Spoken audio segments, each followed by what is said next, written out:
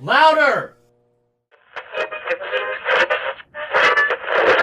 And it's time for the Gore N More podcast. Gonna have a good time. Gonna have a good time. Yeah, we're gonna have a good time. We're going on now. A ball break, walking hand in hand in the moonlight. We'll be the sweet soul there. I swear we'll never part. We're going on now. A ball break, running in the sand, feeling alright. And what is up, Gorehounds? Welcome to the Gore N More podcast.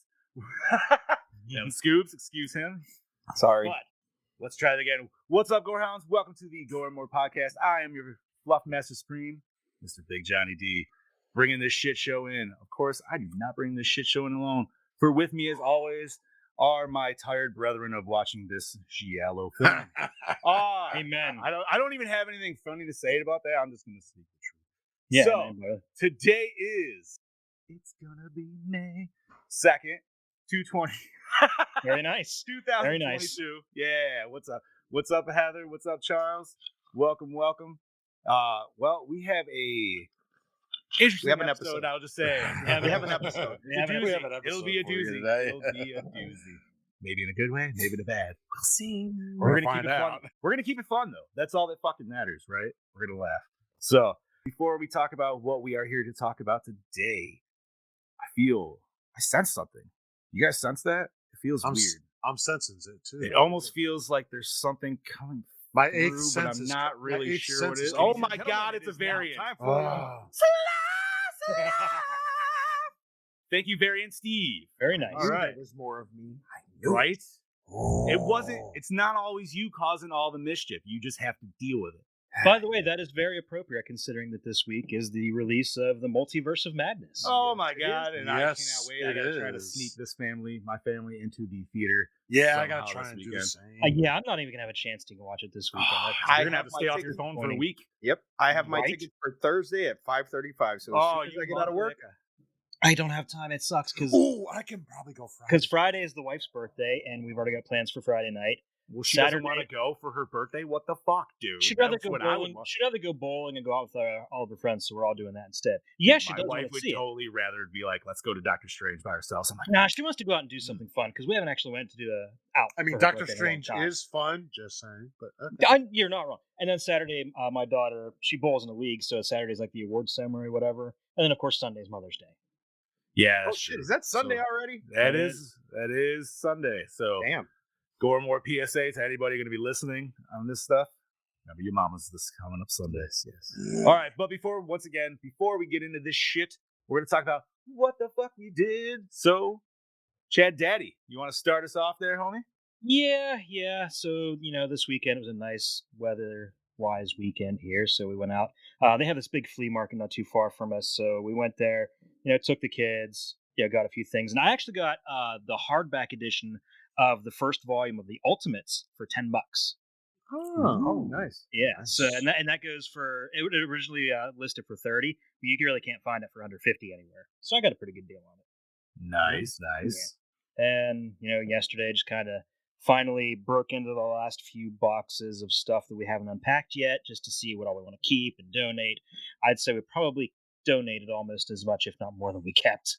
Damn. Awesome, dude. So we got that stuff getting rid of, and Does it feel Okay. nice to get light? yeah, it does. And I know you guys said I don't have to talk about it, but I feel like I really need to. So today, I got fired from my job for a really stupid motherfucking reason too, and it's all because on Friday at work I was having a major panic attack because my lead left the job, like it was her last day, and I didn't get to say goodbye to her, and I was freaking out, and another girl was leaving, and so I just had a total panic attack, an asthma attack.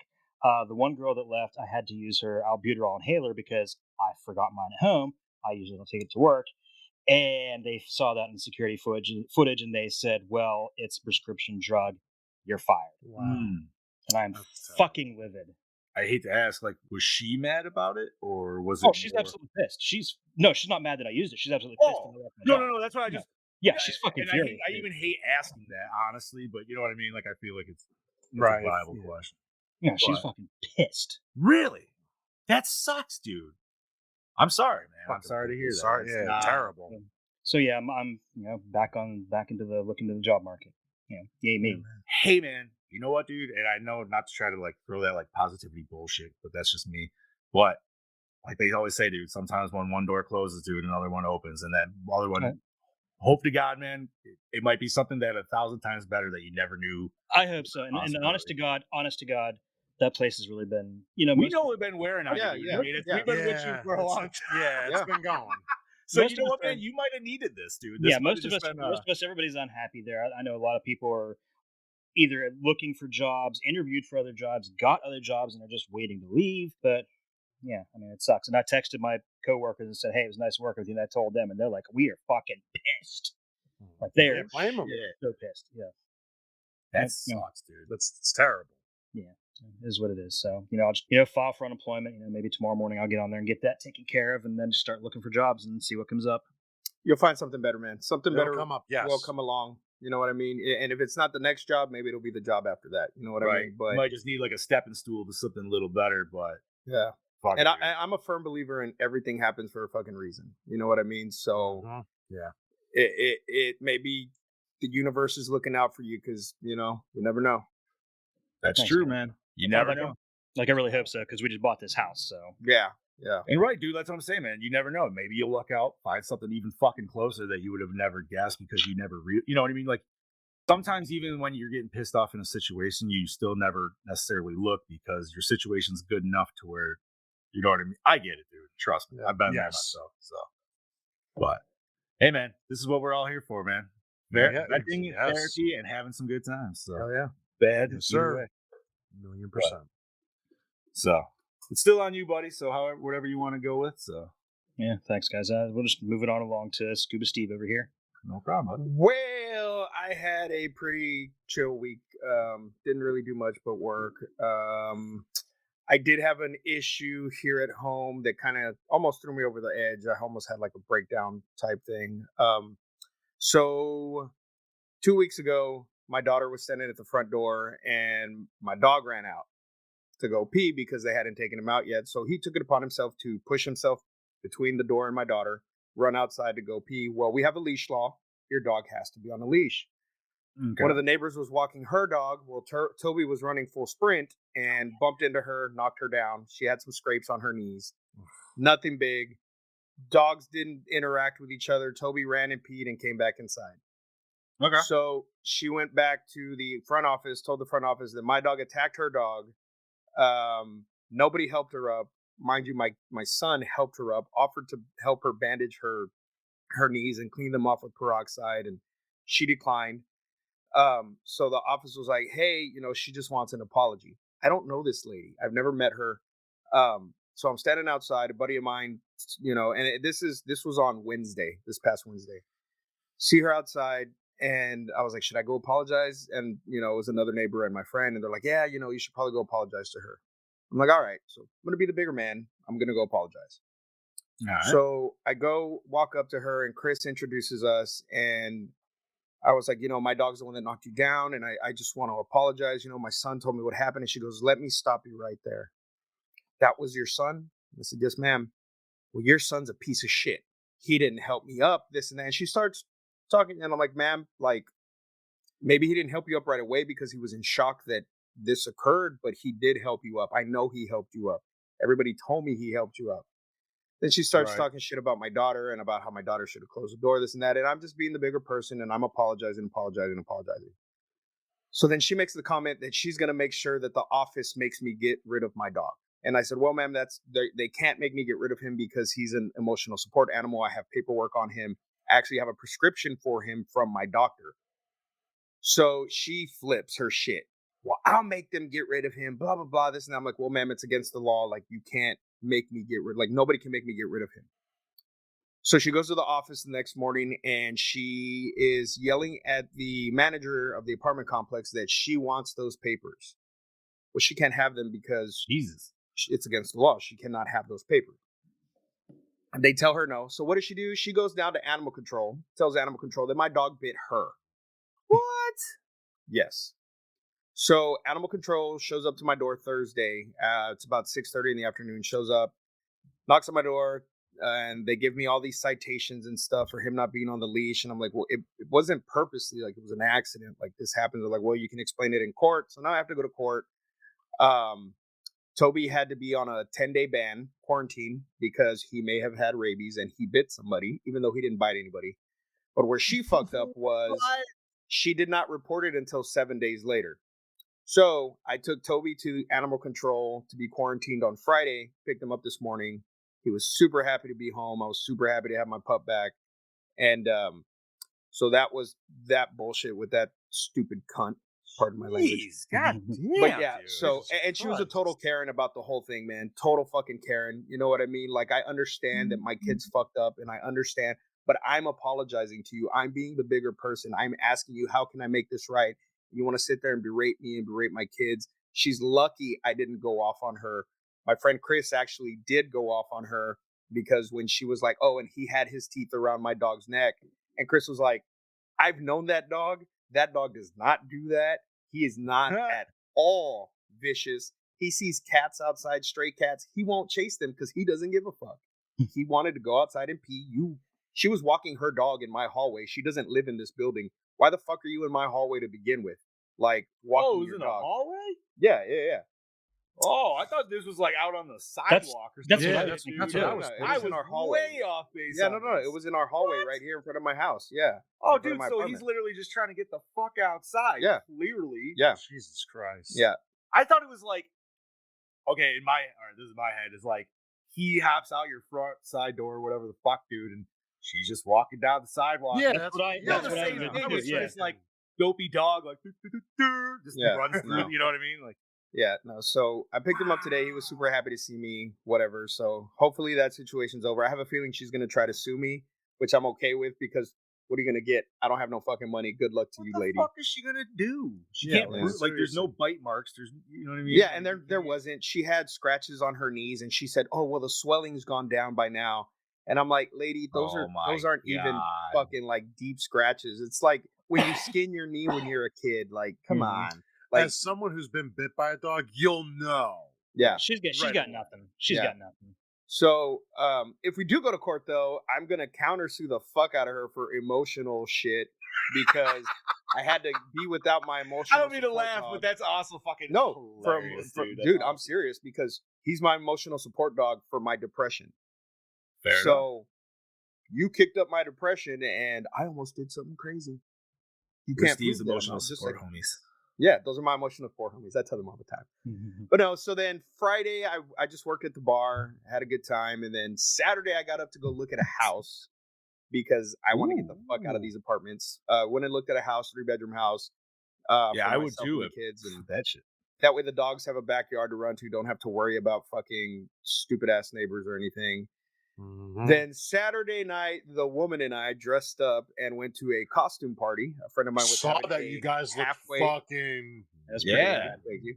We went to a halfway to Halloween party for my friend Kate. Well, for Kaylee, it was Kaylee. Yeah, I was gonna say podcast friend, yes. And so we decided we were gonna go as Loki variants.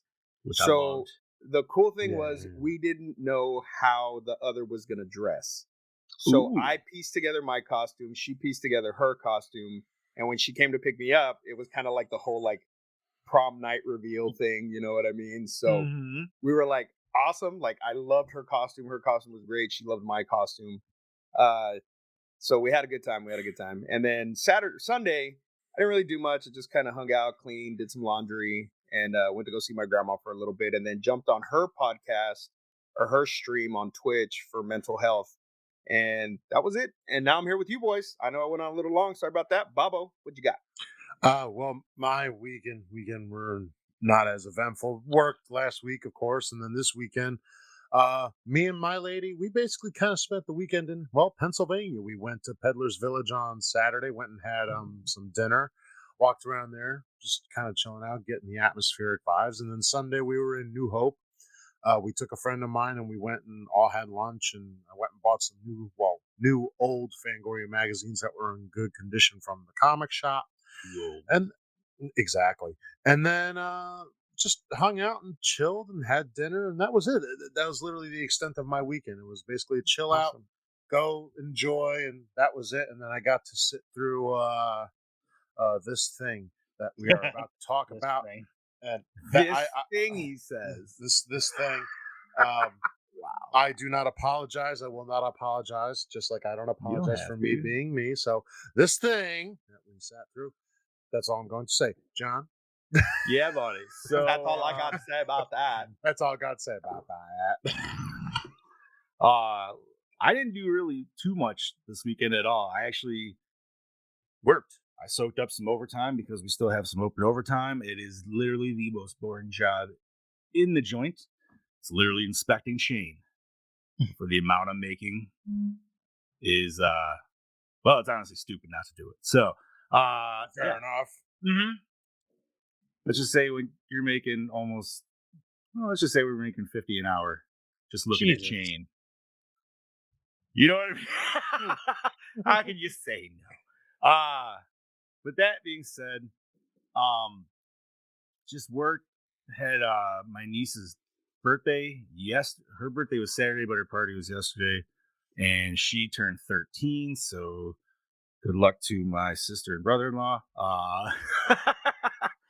No, man, she got a present, man. I was jealous. I was like, damn. They're a dirt biking, four-wheeling kind of family. Like they're all into that shit. Nice. Yeah, so she just got a new Kawasaki side by side, dude. Thing is so fucking sick, man. Damn. I was like, damn, dude, I'd want that more than a car. If I could just roll into school with that shit. You're like, hey, dude, it had a speaker system in it, man. Oh shit. Full out speaker system.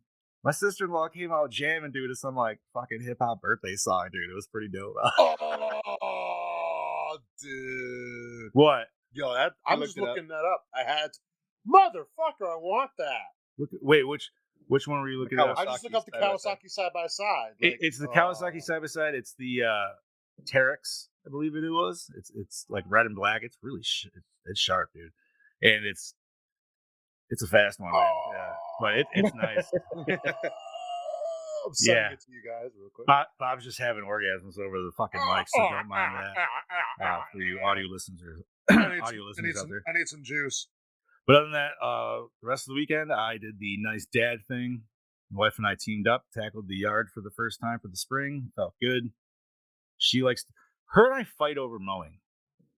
Do you have this problem, Chad? As to who doesn't want to do it, I hate doing it. Oh, see, we fight to who wants to do it because I like to do it. And she like, well, it might be. I mean, ours is all rider, so you're not really doing much.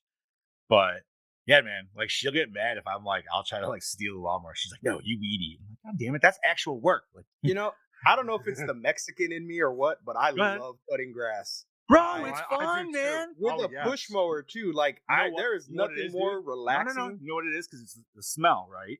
Yeah. Which if you want to get a little weird with it, that's the blood of the grass. So technically, you're smelling the blood of your enemies you just killed. Yeah. So if you want to make mowing the grass a little metal.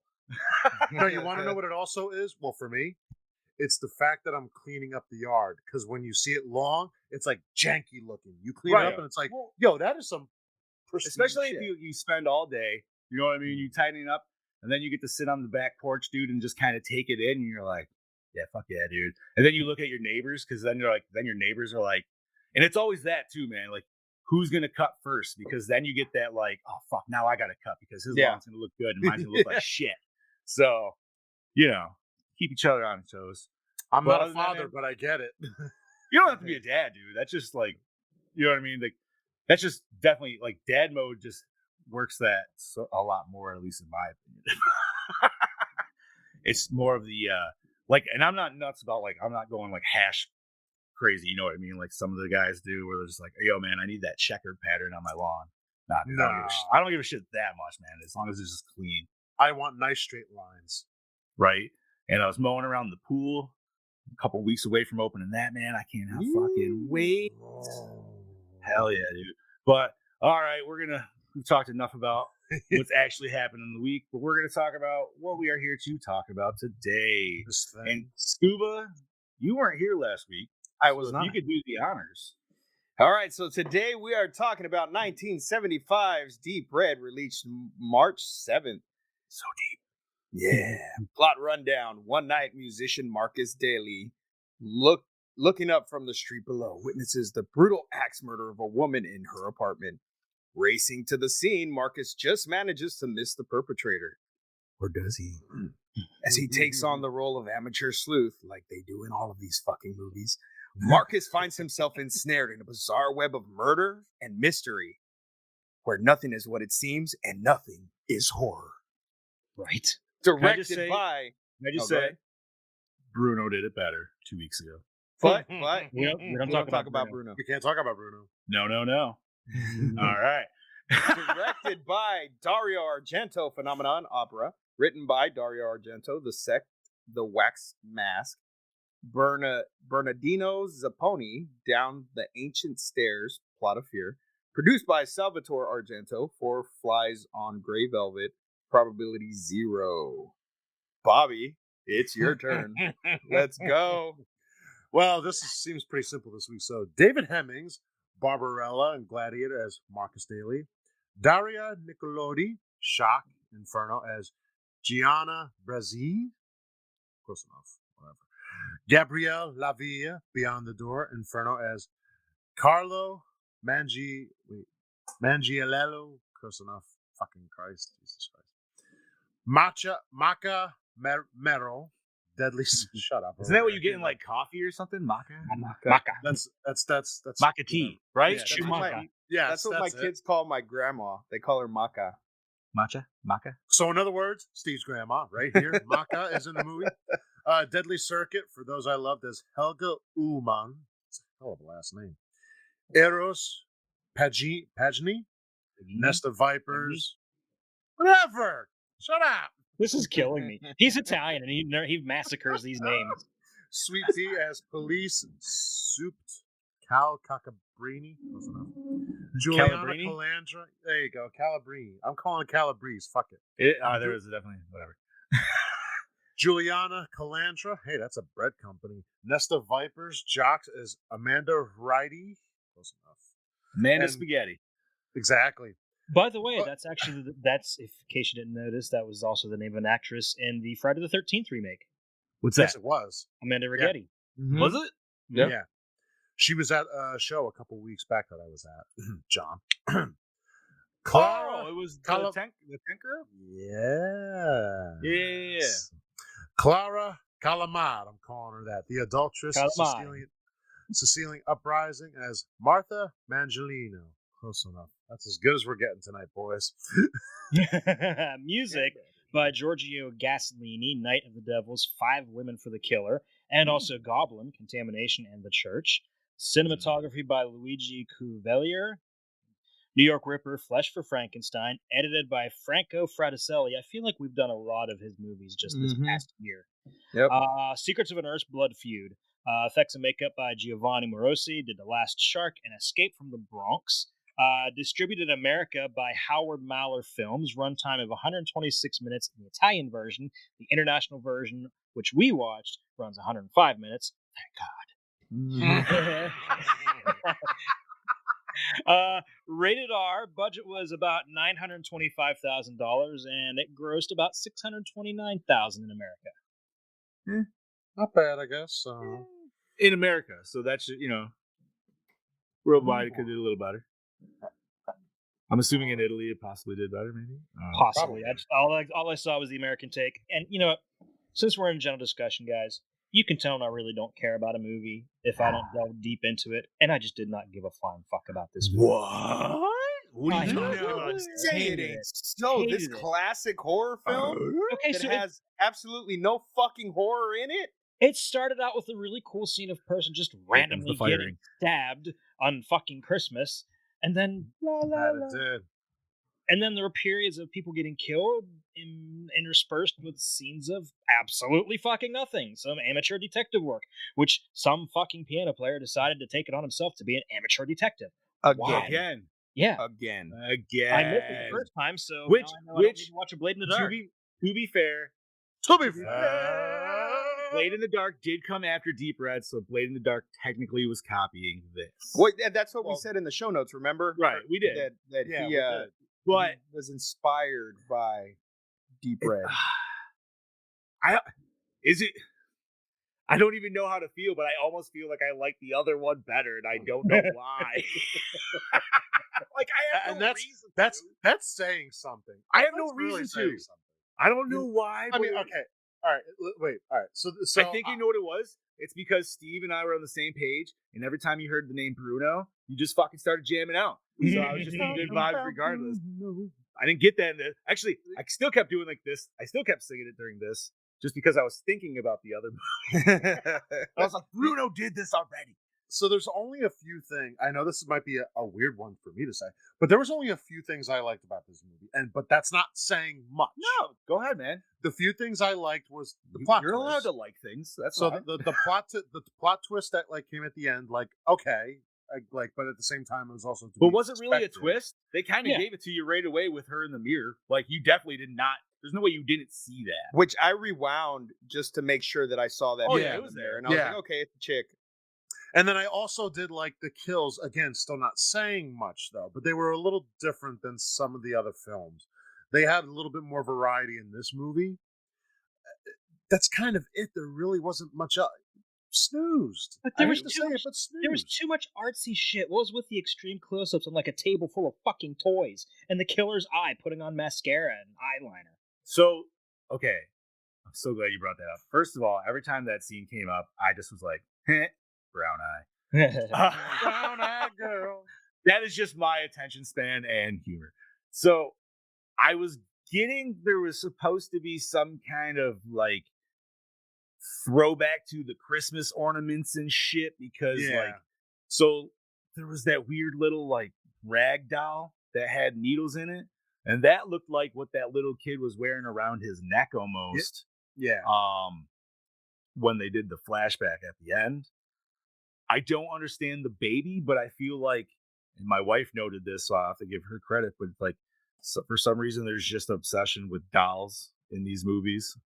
I don't know why. And I was like, they tend to be used as a lot of symbolism, but it's not very clear. Oh, there's the weird mechanical doll that just comes out of fucking Maybe it just gets lost in translation. That was the weirdest part of the whole movie. Maybe it does. Maybe you're right, Steve. Maybe there's something we're totally missing. Maybe.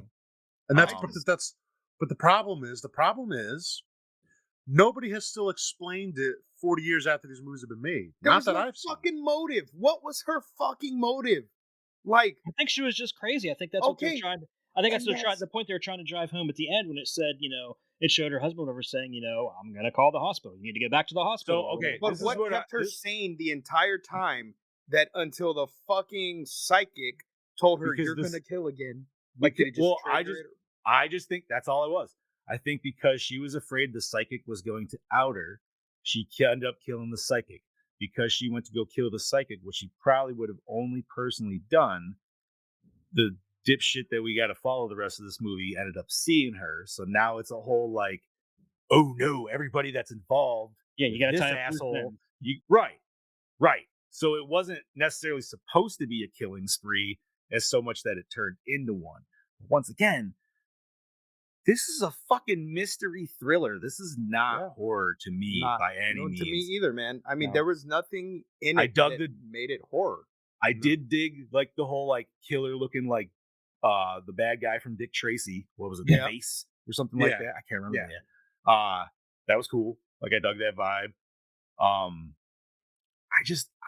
don't know, man. Like, and I feel like I've seen enough giallos to understand, like, yep, that's exactly how the movie's going to play out. And I don't care anymore. I just don't. It's not my bag. Well, I knew we were going to get a red herring. So when they revealed, it was so fucking anticlimactic when they revealed Carlo with the gun. Mm-hmm. I'm like, there was no suspense build up to this at all. What the fuck was this? But I knew that there was going to be something else. Yeah, because we're sitting there. I was sitting there, talking, watching it with my wife, and I looked at her and I'm like, hold on.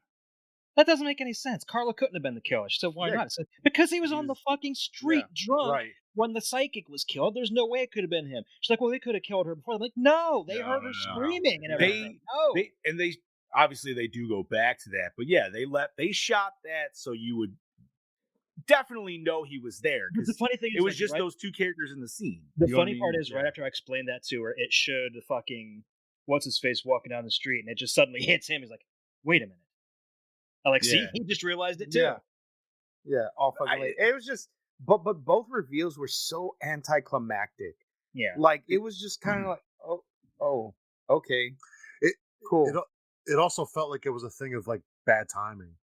Like it just wasn't. Yeah, like they were all badly timed too. You know who the killer should have been? Old Man Withers, the guy who runs the haunted amusement park. Yeah. Well, we I thought was it was thinking- him, but he was not old enough yet at the time. I was thinking it was the reporter. You know, That's she what I was lured kind him. of Yeah, hoping. that, That's yeah, what I that, because- that would have been there. That would have made Especially- sense because she especially after lured she him. found him. Especially after she found him in the burning building. She found him Yes. in the burning Well- building, and she leads him to a building by themselves. Mm-hmm. They break and enter, and then she's like, "Oh, I'm gonna go call the police." You're gonna call the police and tell them what? That you just fucking broke into this goddamn building on a hunch Yeah, that yeah. you might find some like what? This makes no fucking sense. Like, I was so fucking annoyed watching this, and I don't care who I piss off. I cannot fucking stand these movies. Same. The Let way it out, TJ Steve. Let the it way out. TJ felt when he was having to watch like Stay Alive and shit like that, that's how I feel with these fucking movies, man. I can't take another one. I am literally like, I sat there and, you know, I give everything a chance. I do. Right. Because I want to appreciate different types of film. Mhm. No, that's But fair. this was not a horror film. Mm-hmm. This was a murder mystery with a little bit of horror tones to it. And it just, the music didn't didn't fit for me. It didn't Like, fit the mold. it just, Okay, now that, and I know this is, we're not sure. Listen, we're not trying to make this a negative podcast by No, any no, means. no, This is not at all. honestly like us being. This is how we feel. I'm not into this genre. Also, I agree with you guys. But now that you brought up the music, that is the worst part of it for me. The music in this, music should bring you into the movie. Yes. Without music, without a good score to really bring you in and make you feel what you are supposed to feel in that scared, suspense, tensity, anything. You know what I mean? Happiness, like whatever. I don't get sadness. The score helps convey that. Acting can only do so much, but man, like, okay, case in point, you're at a funeral, you're holding everything in. Man, you hear a slow dramatic song and you start seeing like pictures of somebody fucking rolling by. That's Dude, the you're a end of it. fucking blubbering baby. I don't give a shit how, dude. You will fucking hold back, but it's whatever. Like it's music, man, and that's what it is, dude. Yeah. And this score does exactly fucking. This score belongs in an Ernest movie. Yes. You know what I mean? Like, well, yes. like I said before the it's show, wonky. It's fucking wonky. the dude. music it's all for over the this place. reminded me of every super early 80s, late 70s cop show on CBS and ABC when they're having their chase scenes or they're having their shootouts or they're doing their detective work. Like, I felt like I was watching Chips with the fucking Yeah. soundtrack. Like, what the fuck, man? Like, It's like I brought up. It didn't make any sense. The music just didn't fit the scene, like the scene where I said where he's just standing there looking at the fucking outside of the house, and there's this really suspenseful chase music playing. Was Why? that the one where he was doing the Ace Ventura, where he was crawling on the ledges and shit? No, no. before that. Oh, When He's he rolls just up, when standing he outside first the rolls gate. up to the house, Yeah. and he's just Yeah. sitting there staring at the Yes, house. yes, yes, And yes, there's yes, this yes. really intense track playing that sounds like it should be with like a fucking car chase with like chickens and shit flying everywhere. Like, bro, I can't fucking. I am so sorry. I'm having a mental fucking breakdown. Okay, and I just. It's all right, man, dude. It's good. You I really laughed. can't. I Paint a did. picture There were with some the things I chickens did remark. like. There were some things I did like the little doll thing creeped me out. You know, when it came, that was kind of horrific. You know, having this little fucking mini doll thing with this smile come at you. Yeah. Like, what the fuck? I love. That right there for me was horror movie. Yo, I You know thought we what were I mean? going Saw a little bit. I was like, hey, No, Yeah. That could have been the setup for like Saw and like what was the other movie? Dead Silence. Like that right there. That was was set an up for that. interesting movie. That was not a terrible movie by any means. Beware the It was a Stare good of movie. Mary Shaw. That's I don't right. know. I I'd like have it. to see that. Is that the We first one should I It wasn't- review watched? that. It's gonna watch very that fall too- asleep, so. It's very 2000s, but at the same Very. time, like there's something like. Did you like I don't know. It's a weird comparison because it has nothing to do with one or the other. But for some reason, like I put it almost in the same vein of Darkness Falls. Like I really like Darkness Falls. I like Darkness Falls very is much actually so. a good, decent The movie. same way I like. Yeah, I don't know. I think the I could be reason way why- off base on that. I apologize. I think the reason I'm not that into Dead Silence is that's also the night that I watched Behind the Mask the first time, and I didn't like that either. But seeing that again, I loved it. So maybe if I watch Dead Silence Bob, again, I appreciate it. Did you not read my message to you? Leslie's watching and waiting. Man, I'm sad we never got a second one of those, dude. Same. Yeah. I never picked up the comic series they made. I should have. I should still look for it someday. Anyways, but I mean, I'm trying to think of some. Okay, so I did like some of the cinematography and not all of it, but some of it. And I'm trying to think of specific. The close-up is on the eyes. Were okay the first maybe one or two times, but Italians really like their eyeball shots, dude. I don't know. I could have went without every single one of them. It just didn't. Oh, You didn't like me out of the it? movie. It took me out of the movie. I at least dug the first one with the mascara because I figured like that one was an easy way because you were like, okay, because that's when they brought in the reporter and she had the same kind of like crazy fucking solid line around her eye, but she had blue eyes. She knew it was a good old brown eye. And that's right. So, I mean, that helps kind of, all right, she's definitely a red herring. Get rid of her. Like, she's an easy out. If I had to, no, go ahead. Go ahead, Bob. If I was to say cinematography, like favorite shot wise, honestly, mine were the view from the killer's point of view. And I don't say that much about these. They're everywhere. This one, for some reason, it just felt more genuine from the killer's point of view. So I really liked those shots. Wait a minute. Now I'm thinking about it. So remember when the killer first put on their gloves in the theater with the psychic? Mm-hmm. Was she wearing her hat and her get up then too, I'm assuming? Not at that minute, I don't Okay, think. because she was definitely in the men's room and that dude was asking if they needed help, she needed help. You know what I mean? So like it could be a unisex bathroom for all we know though too. So yeah, back then swore I saw a dude symbol on the door and that's what I was trying to look for, but I could be wrong. Yeah, I don't. Yeah, now that you mentioned, I don't remember. But yeah, all right. So, gentlemen, I think we need a little bit more positivity into this because we know we're just four dudes reflecting on how we personally feel, but there's a lot of other opinions out there, and one of them is our dear friend, that Saucy Aussie, as I like to personally call him, Mr. Brody Kane. So let's throw him up and hear what he has to say.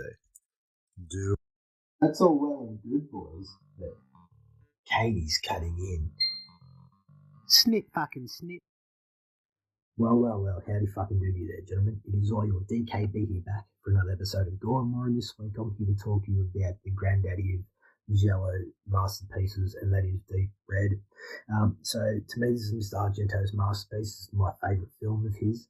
I fucking love every bit of it, and I'm here to tell you why quickly in so little time. Now, the premise itself. With Jello films, I love the fact that we always go on this murder mystery hunt with a artist of some sort, whether it's a painter or a musician, and I think that works extremely well for the Jello genre, especially for this film when we have the lead actor. He witnesses a murder, a psychic, from my understanding, and then as the film plays out, there's all these twists and turns that it's always. Every time you think that he gets the upper hand in solving the case, they throw this twist on it. They throw a spin on it. No, so it's always one foot forward, 8 steps back, if you know what I mean. So, and that keeps the audience engaging throughout the entire film, I find, because then it leaves us guessing, well, what the fuck is going to happen next? Anything could happen. And that's kind of like the characters in this film. They're all lovable characters to an extent. And then when they get iced the fuck out in their death scenes, it's actually fucking unsettling. Because of the not so much over the top violence, but to see what happens to them, like, because you kind of feel for these characters, just absolutely kind of heart wrenching in a fucking weird way, if you know what I mean. Because you really have the time to invest in these characters, and that's what Dario does best. Is like gives the audience this depth and feel to each character's personality and emotions, and we go on that journey with them, and then to see what happened to them, it's nerve-wracking to an extent, and that leads me to the kills. The kills are absolutely fucking fantastic. There's blood, they are over the top, not too over the top, but what Mr. Argento does best with his kill scenes, he actually shows everything. He doesn't dumb it down. You're there for the ride. You're there to witness everything, and it's fantastic to see from the word go. And I think that's what he does best. Especially our very first death scene, like that's fucking pretty full on. The glass to the neck and torso, and then it's just done extremely well. Now, my favourite scene in this film would have to be the suspenseful scene with our lead actor playing the piano. He hears someone enter his house. He keeps playing the piano, but he's still trying to throw off the killer as if to say he doesn't know that he's there while he's trying to arm himself and prep himself for the killer that's going to actually kill him in the end. So that to me was a scene that created a lot of suspense and tension. Yes, I actually was nearly sweating like him on screen. And that's another thing that Mr. Argento does extremely well with his cinematography. He knows how to frame and capture the essence of the subject matter in fear, paranoia, all that sort of shit, the trauma and aspect of what one can happen to this character.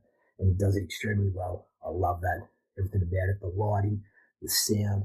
It's got dark, harsh shadow play that I love. It's a bit like that German expression feeling for his films. The sound design for this film was absolutely amazing, having to deal with the fact that our lead actor is a musician himself, so it's kind of cool to see and blend all that in. Oh my god, this film is fucking amazing. I'm nearly out of breath, and yes, I am an asthmatic, so I'm about to have a fucking heart attack here. I also forgot to say how much I really love the production design, art, and locations throughout this whole entire movie.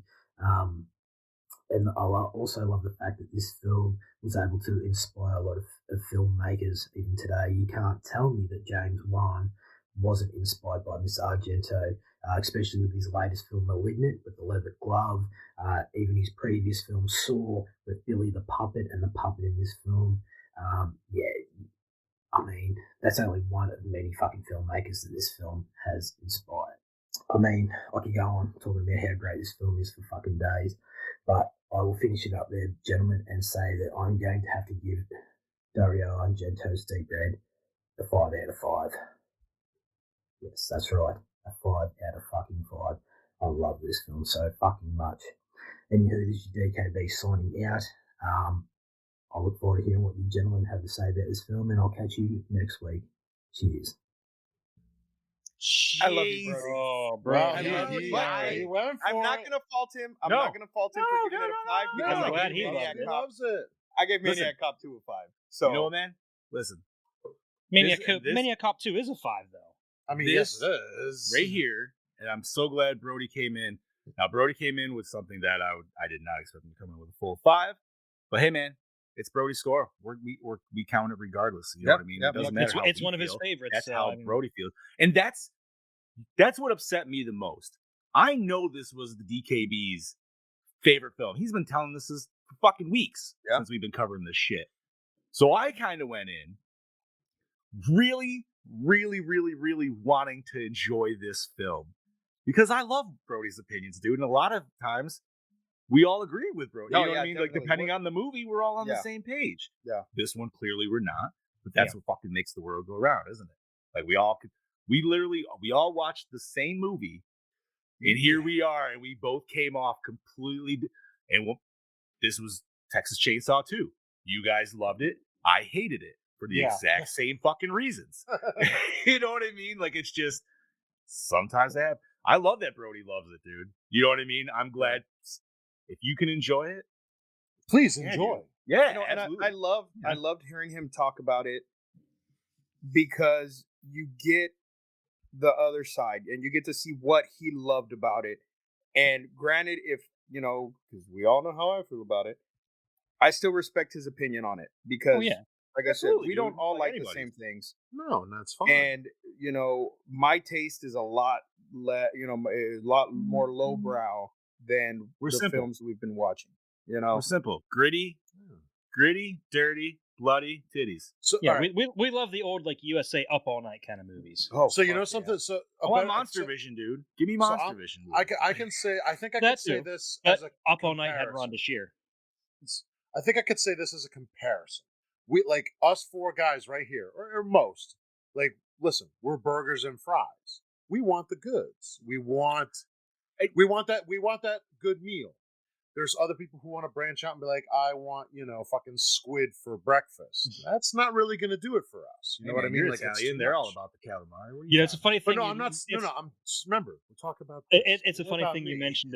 You mentioned hamburgers and fries because I was sitting there watching it, and the one girl, Amanda Rigetti, the one that spaghetti. Yeah. So he's going to kill her, right? Or she's going to kill her, and she was sitting there knitting or something, and she has a pile of yarn it's like it's bright red, and I looked at it. Yeah. Like, that kind of looks like ground meat. The fuck is she knitting? A hamburger? Awesome. But Heather just mentioned in the comment, we want the fat. Yeah, let's be real. That's but you know what, man? These movies don't tend to have that. These movies are a fancy restaurant. I'm a fast food kind of guy. Yeah, I want wings, dude. Yeah, I can my go chicken strips. Like I could say I can go fancy, but I still want to have the goods. The goods can go well and fancy if done right. I'm like, yeah, dude. There's definitely like movies out there that I definitely enjoy the steak of the movie. Mm-hmm. Like, you know what I mean? It all depends on what movie you're talking about, dude. Like, if I throw in The Shining, let's just say for comparison, was a rush review. You know what? That was a fantastic. That was a great review, Brody. Just throwing it out there. You're always welcome to hop in if you can. Yeah, I understand it is 7:30 in the morning over there. You might be working or something. If you want to. He was just saying for you audio listeners that it was a rush review, and he wished he personally could have elaborated on it more because, But what I think it is. What I think it is also is, like we were saying, Brody's been to film school. Yeah, so he can appreciate. He knows what to look for. He knows his shit. So when I'm watching a movie, and say Brody and I are watching the same exact movie, he's paying attention to all these different details because he makes films. He's been in films. He knows. You know what I mean? He's got that director's vision when it comes to these type of movies. I don't have that shit. I'm a fucking redneck when it comes to this kind of shit. You know what I mean? I'm not gonna lie though, man. Like being part of this network for as long as I have, man, I feel like I've learned quite a bit. Yeah, no doubt. Even with the little bit of time that I've been on the show, I've watched movies that I never would have watched otherwise. Oh yeah, and it's opened up my knowledge of film way more, and especially listening to Brody's reviews and hearing TJ talk, like it's opened me up so much more. And I'm like I said, I'm open to watch anything. It's just I need it spread out. But if you don't like it, you don't like it. Yeah, and maybe if we had spread it out a little bit and it wasn't just boom, boom, boom, boom, boom, boom, boom, that might have been better. Yeah, we had that was my fault. No, but we're not faulting I just wanted to change it up a little bit. And we're not faulting you because it's a great formula for this season. But I just think maybe like with this trope of film, it's just because it's a lot to take at once. Well, that's just it. I didn't really, I went in with an open mind, because we watched Torso last week, and I love Torso. I know you guys had a different opinion of it in certain levels. I love Torso, but coming into this, I mean, dude, like I said, dude, it definitely left me with fucking tight pants. Yeah, that's for sure. Yeah. I mean, listen, dude, when I picked fucking Knife in the Dark or whatever the hell it is, man, I went on the concept and the title alone, and I was like, hey, man, it sounds cool. Let's go for it. You know what I mean? Like, whatever. Swinging, sometimes it's swinging the miss. Nothing wrong with that. Yeah, we gave it a fair shot. We all, 3 out of 4 of us watched it. Ooh. Bob watched it. Oh, you watched enough of it to understand. I gotta throw a little shade there. Come on, it's that's fine. But to keep before we move on, to reiterate on what Brody brought up, and I'm glad he did. You could see where other directors have taken inspiration from this film, and I mean, come on, man, how could you not think of Saw when you see that fucking scene? You're just like, oh, Billy the Puppet, like instantaneous, like you know what I mean? Or I also for some reason had an afterthought of, and I think it was his name also might have been Billy. But what was the dummy from Goosebumps? Billy. That was Billy as well. No, that's no. It's Slappy. Slappy. That's right. Thank you, gentlemen. I'm a little rusty on my Goosebumps history. It's been a minute. I only Netflix know has 'cause them all. Chloe- Just saying. I just know because Chloe loves the Goosebumps books. Netflix has all episodes. Just saying. Dun, dun, dun, dun. So the puppet from Dead Silence is named Billy. That's what I was thinking of. Thank Yeah. you, Scoops. And what else? What was the other reference that he threw out there? Not only that, but there was another one in I know he mentioned Malignant as well. See, I've Yeah. not seen that movie. I So have I did Yeah, not. Malignant definitely. I didn't think Brody said or I think he said he was hoping for more. I think he liked that movie, but He liked was it, but was expecting hoping more, for a lot maybe? more. I was too, but I did enjoy it. I think the LCE boys did actually. They might have reviewed that one, so check that out potentially. Other than that, I mean, Chad, do you want to peek behind the curtain? I feel like we've discussed exactly what we wanted to say. We've heard what Brody. Oh, you know what? I'm an idiot. We do have one more. Derp, derp, derp, derp, derp, derp. We have our fan vid from Heather. Let me load her up right now. Yeah, throw that up. Yeah, and here we go. Hi, Gore N More. This is Heather, your redhead of the dead, here to talk about Deep Red. Deep Red. I want my life back. That's I Heather's was nickname. absolutely dreading watching this film, and it was just as boring as I expected it to be. I think some, if not all, of us are pretty much in agreement about this, and I think we're all sick of giallo films. Let me just make a few random comments about some things that annoyed me. Remember, this is a fan There was vid. like a 1 to 2 minute scene, a significant amount of time. The two guys are standing outside the bar, and inside the bar was mannequins, not extras, mannequins. Yeah, that okay. bar looked like an old another scene with those two guys. 1940s diner. They're walking Looked like a- through. Dude, that was that old painting. They what did that looks on like, the I guess, 70s a show. courtyard, like Remember an where, Yeah, indoor that was courtyard. I in think it's on the Pittsburgh. first floor of the Oh apartment yeah, there's building. no way it wasn't. No, it was in I don't the know. I notes. was like, have what it is here, but this? yeah, it was But intentional. then also, there were extras instead of Agreed, mannequins Brody. this time, but they weren't doing anything. There was one girl with the red purse. She like took one step forward, one step back, one step forward, one I step didn't even back. notice that. That's hilarious. And that was pretty much it. The rest of the people just stood there. I think one girl was smoking a cigarette, but they were just like standing there staring at something like extremely awkwardly. What was the blocking? What was that? That's just me in everyday life. What for are a you second, talking about, I dude? was I'm always actually kind awkward of as fuck. intrigued when he's drowning the girl in the burning hot water. So, yay! I had a moment of excitement. That was Where'd we pretty see sweet. that before? But then I thought to myself, you realize she's Few different still times. alive. Halloween 2. If she didn't drown, the And they did burns on her better. face, while gruesome and Didn't we also horrible, do part 9? would not have No, that killed was a her. Friday. No, that was Maybe she could have gone into shock, so maybe I'm wrong there. But that was my thought. And then also, if you're dying, you don't try to write a full sentence. Okay, I'm notorious for No. that. I text in full sentences. If you're laying there dying, you don't try to write "it was" and then the killer's name. You just write the killer's name. Okay. She's got a point. And She's then got a when point. the big guy Don't waste your time. was investigating and Oh no, the because that maid makes me think of turned the the one hot Office water on prank. in the sink, It was and Dwight. all of a sudden he had this epiphany about the steam on the mirror. Okay, like this is some brand new concept. He had to test the concept out. He's like, Yeah, but it's a giallo film. Everybody's And he like goes dumb. Like that's just kind of the trope. streaks the mirror like this is like, wow, really? Yeah, why don't Well- you just go down there and breathe? All right, so I'm gonna say 1.5. I didn't even think about that, dude. And I'm very Just went down excited there. to do a lowbrow film next week. Be done with this I was just artsy, gonna get a boring bucket of hot crap. water and bring it over that. And like I said again, 1.5. That might be 1.5. being Wow. generous. I don't know. I And, love the two different this is your Redhead variations of the Dead. between the last two. See, and I'll eat your brains Very- later. Thanks, Heather. Talk you, about Heather. an opposite end of 1.5 again? Yeah, Yeah. 1.5. But like I Opposite said, you got to ends. remember too, Brody's the film guy. He's Yeah, been to he- film school. Yeah, but he also appreciaes the genre. So, yeah, well, that's what I'm saying. That's why Yeah. it's opposite ends of the spectrum because Yeah. you have somebody who went to film school and studied this stuff and can appreciate that style of film, and then just us regular everyday people. You know what I mean? We are definitely not the target And then, audience. and then you have a whole We're not. different beast, which would be the boss man, and he just envelops himself just fucking complete. He's like Scrooge McDuck with this shit, dude. You know what I mean? Oh, like fuck he yeah. opens He his can dive vault. into his vault. Right, he opens his vault, the Blu-rays, dude, and he just goes swimming through. And he's like, "What the fuck am I watching today?" And It's Giallo Tales. That's great. Woo! Right? Like, dude, he's pulling That's out. great. I mean, come on, man. Boss Man has at least 3 to 5 movies a day, right? Not a day, but every couple No, of you're days. probably Oh not. yeah, every couple of days he's showing us new Giallo Right, he's like, films. yo, this is the pick for today, and it's not even all necessarily Giallo, dude. Sometimes, Yeah, it's props like, to him because his tastes are like everywhere. He's dude, and that's what everything. I'm saying, man. Yeah, Like, seriously.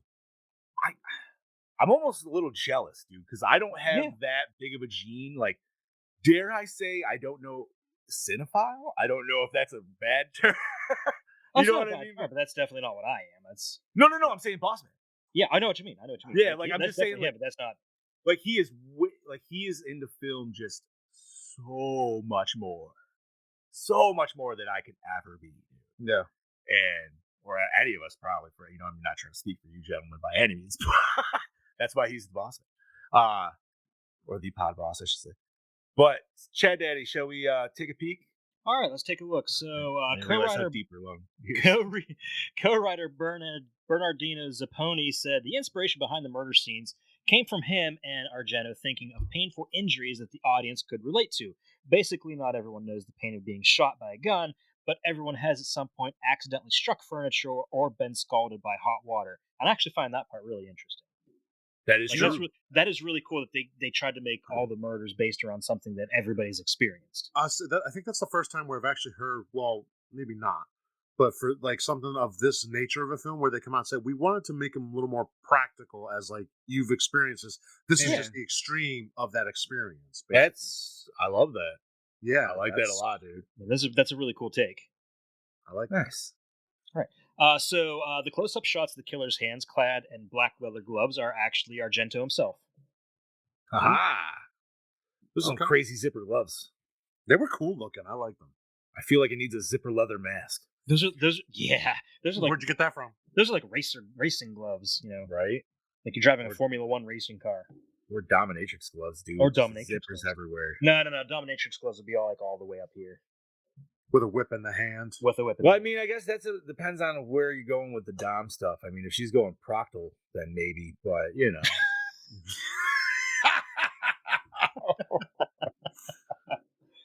Anyways, what else we got? Gone proctal. After the international success of his next film, Suspiria, this was actually released in Japan under the title Suspiria 2, even though it had no plot connection and was made 2 years prior. Wow. But there actually is a Suspiria 2, which is not really Suspiria 2. But yeah, It's in that trilogy. Yeah, this was released 2 years after the You fact. said in Japan? In Japan. They do some wonky shit. That they I'll do. say, well, Japan does that with certain movies. Yeah, it happens. What else, Chad Daddy? The role of Carlo's male, it says transvestite, but that's not PC. We'll go transgender lover. Massimo Ricci was actually played by actress Geraldine Hooper. So that was a woman. Okay. I'll say the dub for her voice. That was very confusing then, because I was really like, I can't tell if that is a very just effeminate dude or is. I thought it was They Prince. must have put. So they. Wow. I mean, he had the I love stash. Prince. He was No, a fantastic dude, artist. how do you not love Prince, man? Come on. Prince. Oh, dude, Yo. that guy could shred a guitar. First of all, Yes, that, it could. and dude, that dude had a list of ladies that, you know what I mean, like men will never fucking compete. No. Come on. And then he became a born again Christian. That's kind of like a total 180. He got so much pussy, he got bored with it, dude. He got so much pussy. He literally saw God. Scoobs He is was like, like, that's it, I'm done. Take me. damn. now. Okay, moving on. According to Dario Argento, the Deep Red script was actually more than 500 pages long. When his father and brother read the script, they were shocked at its length. They were afraid the audience wouldn't understand what his intentions were, and they thought parts of it were almost too cryptic, so he shortened it to 321 pages. That's Wow. still Wow. a huge I feel like you script. could have went That's under a- the it's fucking 200 big. mark. Yeah. Ugh. Even though the story is set in Rome, most of the outdoor scenes were actually shot in Turin. Not that we would have noticed. We'd never been to Italy. Didn't even know it was supposed to be in Rome. Yeah, I had no idea. So there you go. Did they ever mention that it was supposed to be in Rome? I don't think so. Maybe in the extended cut that none of us wanted to watch. Those extra 20 minutes. I wonder what. Do you know what we missed in those 20 minutes, Chad? I do. Okay. I do. I'll get to that. Yeah. I can't go into specifics. I don't have the specific scenes, but I do. No, that's fine. That's fine. The film was originally titled The Saber-Toothed Tiger, following the naming pattern of Argento's previous thrillers. However, much to his annoyance, other directors had started using similar animal-related titles for their genre films, so he decided to go in a different direction. Not at all like the Pink Panther. No. Not even close. No, I would watch the Pink Panther 100 times before I'd watch this again. I would like to buy the burger. Especially the Steve Martin ones. I was saying the only thing I ever remember about the Pink Panther is the fucking like nudist colony scene or whatever at the end. Like, that's the only part that I ever remember, and I don't know why. I've only ever seen the cartoon. Fair. The cartoon's fun. I've only seen the Insulation. I've only seen the Installation. Just like that, Johnny wins. That's right. Only seen the Installation. Continuing on, David Hemmings and Daria Nicolodi rehearsed the arm wrestling scene over 70 times, driving Argento, who doesn't like to repeat things too many times, crazy in the process. So this movie gave the movie Over the Top a run for its money. Wait, Over the Top. That was the arm wrestling movie, wasn't it? Yeah. That's what he was fucking That's what great. he was getting at. Stallone. Yeah, what a great movie that was, dude. I haven't watched that in a long ass time, man. I've never seen it, but I Oh, really? I still do the whole turning of my god! Yes, dude. Right? Dude, you gotta grip it in an arm wrestling when you're gripping. You gotta. It's a movie about arm wrestling. Chad, it's a Stallone movie, and about getting your child away from their evil grandfather. That's it. I'm leaving. God damn it! Now, just to appease you guys, I'm gonna have to watch it this week. Is that early '90s or was that late '80s? Oh, that's late '80s. That's mid '80s. Yeah, that's mid to late '80s because that had a Kenny Loggins song. It's 1986. Okay, so you're saying right here and there, late '80s, Kenny Loggins music, Stallone, and arm wrestling, and wasn't it? It's actually Sammy Hagar's song, believe it or not. Who's the big burly dude in it with the beard and the? Bull Harley? God, dude, he's a fucking '80s icon too. Holy shit, what the hell was that? His name? No, what the fuck was his name? Anyways, Chad, as I feel like as an '80s dad movie, it's one you need to watch. Okay, but just keep in mind, '86 was when I really, really started discovering horror movies. So that's about all. That's fine. No, that's cool. But it's still like. It's just. It makes you want to go win an arm wrestling contest. It makes you want to go arm wrestling, dude. I'm actually kind of surprised. I'm even kind of surprised I've never seen it because that's something my dad would have wanted to watch. So in the movie, his name's Bull Hurley, but Rick Zumwalt. That's his name in real life, Rick Zumwalt. Okay, thank you. Terry Funk's in it too. Yes, he is. He's legendary hardcore wrestler Terry Funk. He's the security guard for the fucking grandfather. Yep. You know what the sad part is, man? We just dislike this movie so much. We're rather like, let's talk Stallone. Let's talk about shitty Stallone movies because it's not a great movie, but it's a great movie. Since we brought up Terry Funk, what other great action movie was he in? Roadhouse. So yeah, and you're gonna tell me Roadhouse. That's a great. So you're gonna tell me you can't watch Over the Top, but you could watch Roadhouse. I just never got around the same vein of just. I just never One's got just around. bouncing, another one's you know something? In the words of competition. In the words of Terry Funk, you're a dead man. What was that? Both of those movies. What was that fucking movie with Fred Savage about the video game tournament? The Wizard. The Wizard. Okay. Yeah, the Wizard. This is that, but with arm wrestling. Okay, but the Wizard was created just to be a big fucking advertisement for Super Mario Brothers 3. And it worked. Fuck that movie because not only that, it was also an advertisement for the Power Glove.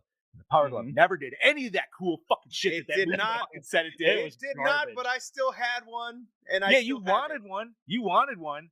But your Power Glove was about as cool as it was in that fucking HBO movie, which was that one through Christmas time. I don't know if you guys ever watched it. Oh, yeah. I forgot. But it was literally. God, I forgot about that. Yeah, the kid gets the Power Glove and he's like, this thing sucks. And then he fucking kicks the TV. Like, listen, the real Power Glove is the one Freddy had. That's the best Power Glove. Well, now we're playing with power.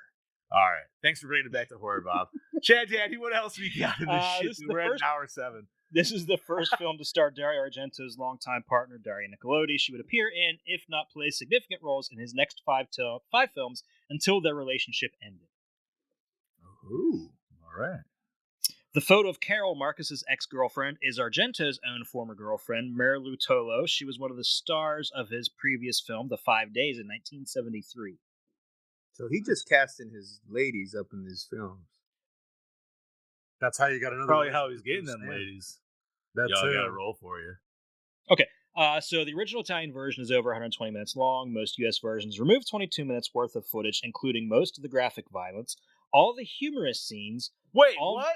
Almost all of the romantic scenes between David Hemmings and Darren Niccolodi, and part of the subplot regarding the House of the Screaming Child. So you mean to tell me we missed gore? We fucked up. Did we though? Didn't fuck up. If it took out all of the gore and explained the house more. But if that's all we're banking on, we're still not getting much. Yeah, but how much gore did we miss out on? Okay, so I know when. Okay, let me see it. See, this is where we need Brody like live or even Boss Man, because I feel like I think it was when Anchor Bay did their version, their release of it. They restored most of the gore, but kept all the other stuff out. So I think we got all the gore there is to see. I could be wrong. You know, we might need an expert. I mean, I feel like there was a fair amount of gore. I don't know where else they were necessarily good. Fair amount of gore. Yeah, we got a lot of gore. We did get a lot of gore in this movie, but especially being on Shudder. I mean, I guess if it all depends on the cuts, though. I don't know. Interesting. Very. I mean, as long as we didn't miss kills, like if it was just added gore to the kills we got, you know, I don't know. Brody, I'm not watching it again, dude. I love you. I love you so much, but I would do anything for you, Brody. I would more than likely take a bullet for you. I'm not. Oh, absolutely. Again. It's a no from me, dog. I'm gonna have this. I'm gonna have this DVD in the pocket I got shot in. Okay. Okay, if so I can this find was a YouTube video of just the 20 minutes we missed, I will watch that. Yeah, it probably is out there somewhere. All right. Okay, this is also his first collaboration with Darren Niccolodi, whom he would begin a relationship with during this film, and progressive rock band Goblin, who composed and performed the film's score. He would collaborate with her again 5 more times, and Goblin 10 more times. Damn. Yeah. What else did he do? He did all the witch ones, right? Or 2 out of the 3 witch ones, right? 2 out of the 3, I think. Not the 3. Yeah, I don't think they did Mother just Tears. So he just did. They did Suspiria. Right? I think they did Inferno. I know they did others. They did Inferno. Yeah. They did his cut of Dawn of the Dead. Yeah. Oh, I don't think I've ever watched this cut of Dawn of the Dead. Me neither. Which I think it's going to be. I kind of want to see it because it takes out all the humor. Yeah, but dude, I don't know, man. Well, I know I'm back and forth because Dawn of the Dead is such a good film. Well, it's not only that but I'm just thinking like, what's Goblin gonna do with their soundtrack over top of Dawn of the Dead, dude? Like, where are they going with it? Is it gonna go wonky like this shit, or is it actually gonna try to go with something? You know what I mean? Like, I don't know. Mm-hmm. I'm curious now. I think wonky. At the same time, I love that movie enough where I'd probably sit through just to watch that because I'm like, well, I know what's gonna happen and I already like it. Mm-hmm. You know what I mean? Like, that's why I'm interested to see where it would go. Come on, man! It's got 4 heat in it. True. Okay, multiple versions of the film exist on DVD and VHS, in large part due to the fact that Argento removed 26 minutes from the film, footage that was never dubbed in English. For years, it was assumed the film's American distributors were responsible for removing the scenes, but recent Blu-ray releases confirmed that Argento himself oversaw and approved the edits to the film. So the man himself was just like, this don't need to be there. Basically, yes. All right. So is that the true director's cut then? That could be. And then the other one would be the extended unrated cut. Dun, dun, dun. Okay, and finally, my last bit. 2 key sequences in this film influenced directors of later horror movies. The lead up to the famous exploding head scene in Scanners, as modeled after the parapsychology discussion at the beginning of the film, and Rick Rosenthal's Halloween 2 contains a scalding water death inspired by the death of Juliana Cassandra's character in that scene. You know, now that you mentioned the scanner spot, I'm like, why does this actually look a lot more familiar? But I just could never put my finger on it. I haven't watched. Now that you mentioned that, I'm like, a long time, dude. Oh, Scanners is one of my favorites. I probably haven't watched that since I've been I was single digits, dude. It's been a long. It's been a long time since I've seen that flick. I was probably like an early Maybe that has to get thrown in a blank spot, dude. Yeah. Who can make it happen? Why not? All right. Cronenberg. It's Cronenberg, so Brody would be on board with that. He loves Have Cronenberg. y'all reviewed Videodrome?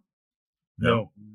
Oh, that's another good I'm one. pretty sure The Fly is the only Cronenberg film we've done. And that's a James Woods Welcome. movie, too. That's a great movie. Ooh, piece of candy. Yeah, Ooh, that's piece of right. candy. Brody, Cronenberg is God. And Heather she's also a fan of scanners. Yeah, I think we might have to throw that on there then. Sweetest. All right, so Chad Eddie said that was it, bud? Yeah, that was it, buddy. Alrighty, gentlemen, let's move it on forward because we are well over. We're clocking it in here. So. Yeah, we are. All right, gentlemen. So, what format did you watch this on? Shutter. Bobby, YouTube. on demand. YouTube. Wow. On demand, YouTube. No, YouTube. Just YouTube. All right, douche of the film. Mom. Definitely the mom. I mean, yeah, dude. She just. I don't want to go back to the thing, even though I know I'm crazy. I'm gonna fucking kill you. And also the weird little girl that was torturing lizards. Yeah, what the fuck was that about? Like, was she don't supposed to be know. a red herring, the little girl? Yeah, something. What was up with that? She's just like sticking needles into lizards' heads. I don't know, but she was very weird looking, so yeah. Alrighty. And I'm also gonna say douche of the film, honorable mention goes just to the main guy. Because you're a fucking pianist. Yeah, I understand your neighbor died, but you're not a fucking detective, so we don't need to go on this whole fucking rant. And why are the cops even allowing you to do this? They're like helping him out. They're like, man, seriously. Here's all this information that we would never give to anybody in the public. Also, how was he not the next immediate victim after the reporter plastered his face and name on the front page of the newspaper? Not just that, how is he not the main suspect? That's what I was just about to say. He's just putting DNA all over the place. Now, granted, this is also 75. I don't know. I can't talk about DNA evidence then. I don't think they really had much DNA evidence. Probably not. But I'm just saying, like, in today's term, I'm just like, fingerprints, bro. Fingerprints. Why are you touching the body? They were dusting for prints, though. They were. So I'm guessing they probably, fingerprinted him just to double check. Even in the beginning, when, like, after the first murder, and he, like, lays her body, and then it cuts to when the police are investigating, and he's walking down the hall, and he's sharing a cigarette with the detective. I just thought that whole scene was funny because, like, I was just like, what is he, the commissioner now too? And he's just a pianist on the side, like he's just running this whole investigation. Yeah, that guy. And I was like, what the fuck? That guy should have been there. They should have been like, oh hey, yeah, they would have get the fuck out, dude. Like the cops should have been like, oh hey, by the way, since you're the first one here and you touched the body, we're gonna bring you in for questioning. Thank you. Right, you're not just gonna be like cops ever in the history of fucking. Why is it like all of these Italian films, all the cops are all just inept? Who knows? I don't know, man. I don't know. I mean, like, sometimes a good mystery, like, it doesn't matter what your national, or I should say your profession is, you know what I mean? Because, like, sometimes you just get enveloped into it, and that's what the story is. So I kind of get that, right? But it wasn't like this dude, like, the killer was consistently following him. This guy was going to look for this shit. He was literally out there investigating. Like, he's pulling Ace Ventura, all of these films, because look at was it Mother of Tears, where she, all this weird shit's happening. Instead of calling the cops, she goes investigating. Like, oh yeah, his daughter there. Yeah, like what the fuck? Yeah, and then he comes back with his fucking throat slit. Yeah. Didn't they kill the girl? They did kill the girl. They killed her and ate her. Yeah. Wait, which one? Mother of Tears. Yes. Oh yes, they did. Yes. All right, gentlemen. Favorite kill? The head getting run over. Yes. The scalding. I like the scalding. The scalding. I feel like that's an Aqua Teen episode. I know the shaving is. The shaving is one of my favorite fucking episodes. I love that one. Hey, I'm Willie Nelson. Willie Nelson. What? Oh, we've been getting mail for like years. We just been throwing it out. Oh, thanks. Hold on. My favorite part is when fucking Shake calls him Texas Chainsaw Mascara. All right, you only got about 30 feet of cord here, so you can't go too far. All right. Favorite kill. Man, the head squish one was pretty good. I wish we saw the neck decapitation more at the end because I actually that was sweet. I like the tenseness of like the elevator's coming. You know what I mean? Like it wasn't instantaneous. It was like that's a shitty bad way to go. That's a slow like oh my god. Like, oh my. Yeah, that's right. I mean the beginning one was weak. That kind of reminds me of like in Total Recall when the guy gets his arms ripped off by the elevator. Hell yeah. Fucking Michael. See you at the party, Victor. Yeah, I'm gonna have to go with the last one, man. I think I like the elevator decapitation. Did everybody else get there? The head crush. Yeah, I was head crush all the way. Head crush. By the way, I fucking laughed so hard out loud when his neck bashed on the fucking curb. Yeah, it's just hilarious to me. It was satisfying watching him get drugged, and then but then it turned out he wasn't even the truck was hauling ass too. Yeah, but at the same time, like, did that dude really deserve that kind of punishment, man? Like the mom. Fuck him. He was covering up for his fucking psycho ass mom. Fuck him. Yes, he does.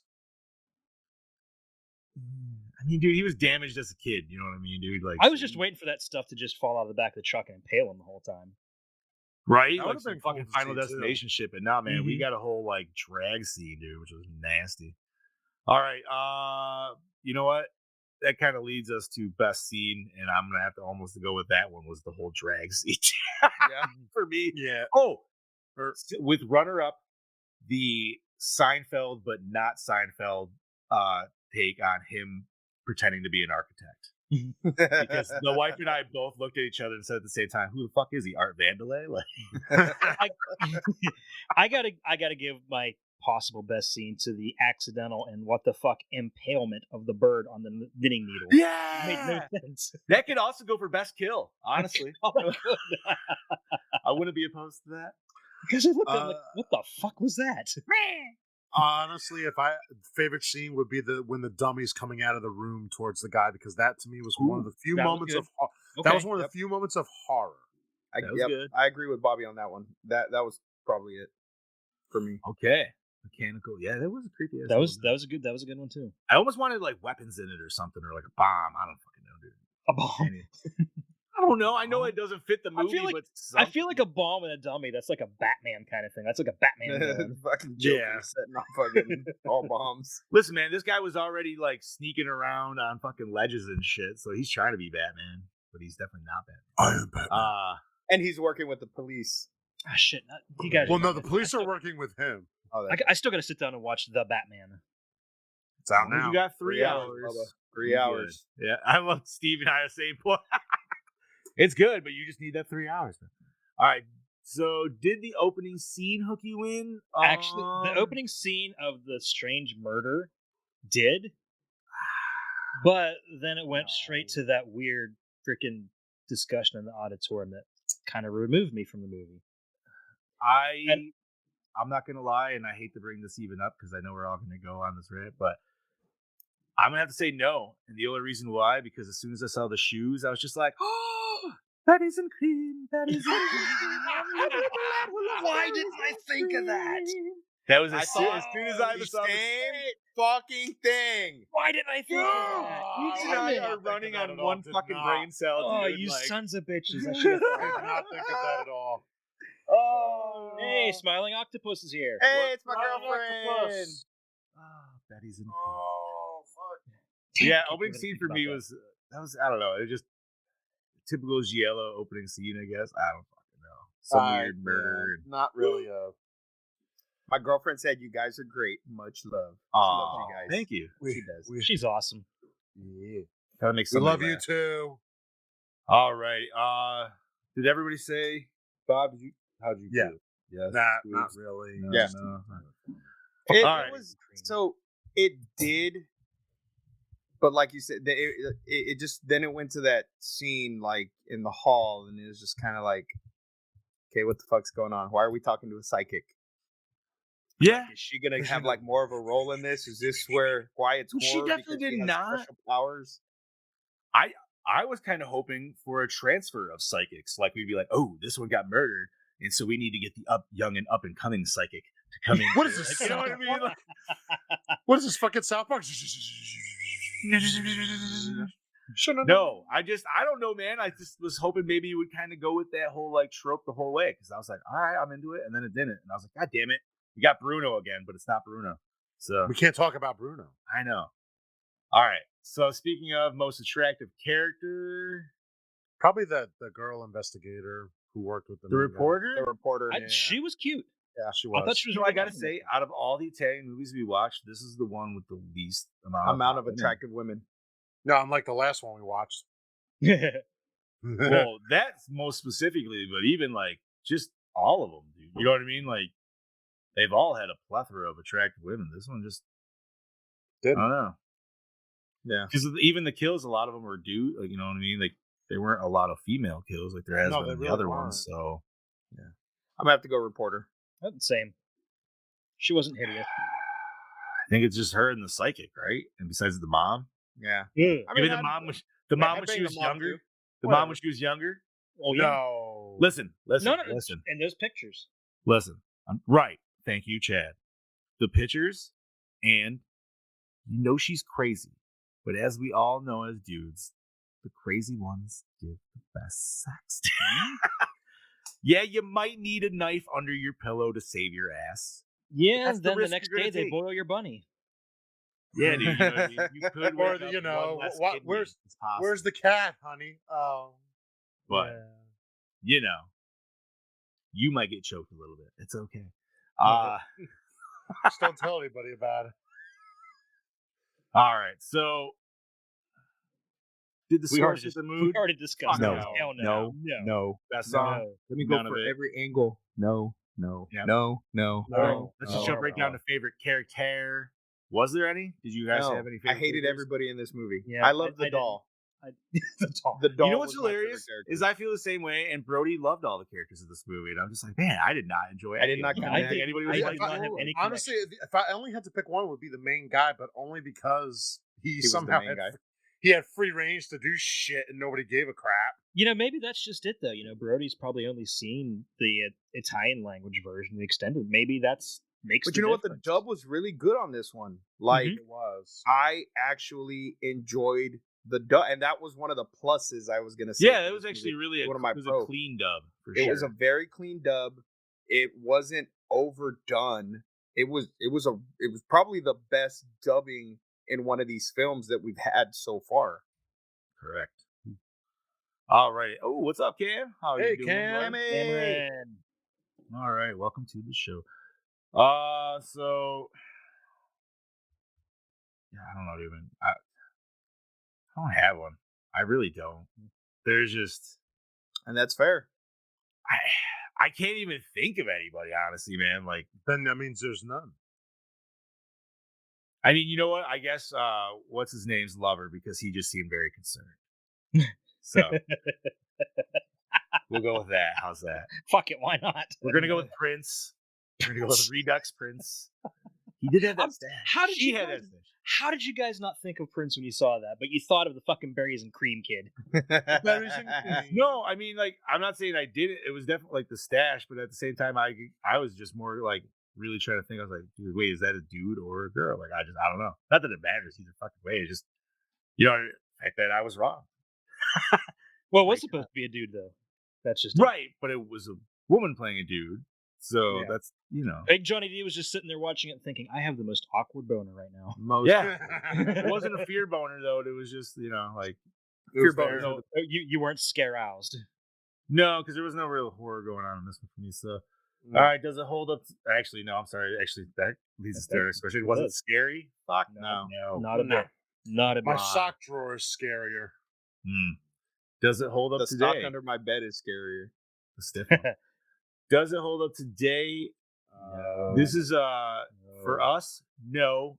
However, if you enjoy the genre, Yes. you say yes. So I can't necessarily speak for Brody, but I feel like he would completely disagree with us and be like, "Fuck you guys!" It totally does. But he would respectfully disagree. Right. He'd Yes. be like, no, well, because you know what I mean. Like, there's people that can watch this every fucking day of the week, and like we've noted before, like a lot of people love and note to this movie. So, things are different. Here we go, and acting, not terrible. No, not terrible. No, not I will say done that. like in all the other ones. It was actually decent, and I think that went along very well with the dubbing of it. They didn't go overboard with it. They didn't make it campy. It was really no good. over the topness. Yeah. That was it kept it grounded, which was The only over the top scene that I have to say is when Carlo's there and he's got the gun and the cop fucking shoots him through the window or whatever, tries to shoot him through the window, and he's like, "Oh!" and takes off running. I was like, "What the fuck is this? What are you?" Because he literally does that. He's like, and then the cop goes through the window, boom. That should have been the giveaway that he was not the killer. Yeah. Right? Yeah.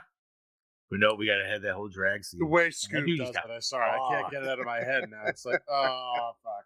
I can just picture him doing the Ned Flanders scream, running away. Oh my god. But random side topic, but I was gonna be like, most memorable Ned Flanders moment. If it's not Stupid Sexy Flanders. Yeah. Yeah. I was gonna say if it's not, it feels like I'm wearing nothing at all. Nothing at all. Like nothing at all. that, and when Homer made a dating tape. Oh god, I was just yes. the long blur. Yeah, and the fucking just huge dong, and he's just fucking super jacked in the shower. I'm like, I love that Ned Flanders. He's just fucking. That's exactly what I was thinking as soon as you said second random Ned. You tell how old Chad and I are. We're going fucking like first. That's like single season or something. Yeah, single digit seasons of Simpsons, dude. Oh, dude, no joke. I'll be flipping through the channels and I'll see The Simpsons is on whatever FX now or whatever it is. I'm like, oh, cool. And it says like season 26. Like, nope, not watching.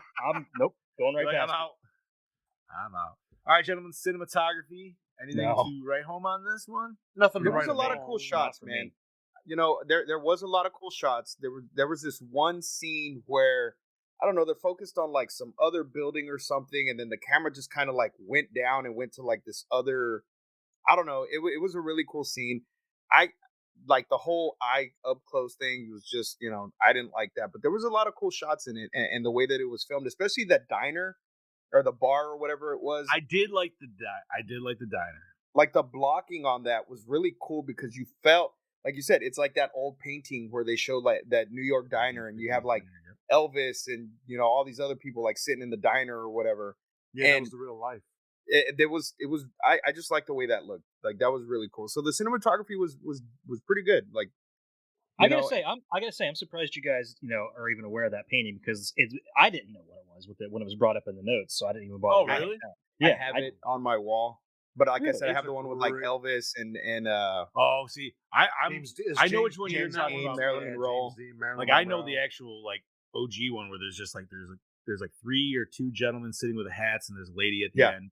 Yeah. And the reason I love it so much is because super random. No, I love that 70s show, and there was one episode in particular where they're trying to go out to dinner, and then they finally go to the place that they always end up going to anyways. And Red's dressed up like that, and Kitty's dressed up like that, and it doesn't pan out, and they're in the painting, and I fucking absolutely loved it. Yeah. So, hell yeah. No, man, I thought that was one of my favorite parts of this whole movie, so I definitely will give it kudos to that shit. Yeah, like I said, my favorite shots were sometimes from the killer's point of view, so they did very well with it. Yeah, some of them were like that, but then it showed like when it showed the house burning, and you could tell it was just a really shitty shot of like fire superimposed on top of it. It did not look like a real fire at all. It was horrible. Sci-Fi Channel, baby. Oh, dude, that was worse than Sci-Fi Channel. Yeah, 75. I mean. Yeah, I mean that's what I'm saying. Like I can't. I don't think they could afford to really burn the fucking house down. No, burn it the fuck down. All right. Do you like the premise? No. No. I mean, it was kind of known to be coming, so not really. I'm over the premise as a murder mystery. Yes. Yeah. The premise as a horror movie? No. Absolutely not.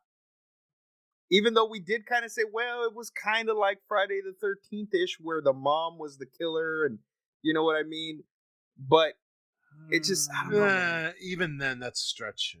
It just, I don't know. You know what it is, dude? And I think, like you said it earlier, we've watched too many of these movies close together. And it just feels like there's the same overlying trope between all of them for it. And it's, I don't know. That's why I'm saying, like, for me, I'm like, no, man, I don't know. I'm done with it. I don't like this trope. So, but hey, you know what? If you can appreciate part of it, I say fucking kudos to that. True. All right, gentlemen. So we are on our quadruple R's. I'm gonna recycle this bitch. Same. I don't usually say that, dude. I don't. I don't even care about a remake. Just recycle it. Yeah, recycle and Bury it. no, Bury- come on. Okay, Bury it with a Joking. shovel, and then bury the shovel. joking. I am going to recycle this bitch. Yeah. I'm going to recycle it again. And then what comes after that, I'm going to recycle that again until there's fucking nothing left. He's going compost, dude. I'm going to fucking incinerate this shit. Fuck the recycling. Incinerate. So you're gonna incinerate it like they did in Return of the Living Dead. There's no bones left. Steve Damn is right. gonna go back in time and find a video store with a straight up giallo horror section and take a flamethrower to it. He's gonna I don't know about that. I'm going to go take a shit in the middle of the aisle. That's what He's I'm gonna do. go Mac ready that shit and be done. Ready? Just make a little campfire of all the giallo movies and take a poop right on. Look, and you know, okay, and maybe that's just an unfair assessment because I'm just so fed up with these movies already. You No, know, you're good, dude. and I just Put it this way: this time of movies is gonna bring back haunting memories. This would be like if we watched, and I think we've yet to do that, but if we watched like a full series in a row, you know what I mean? Like, it doesn't matter how much we like the series, eventually we're gonna get sick of it. Mm-hmm. Yeah. Unless Like, it's let's just say, like, Yeah, what's that? unless it's Feast. or Seinfeld. Well, even some of them are questionable.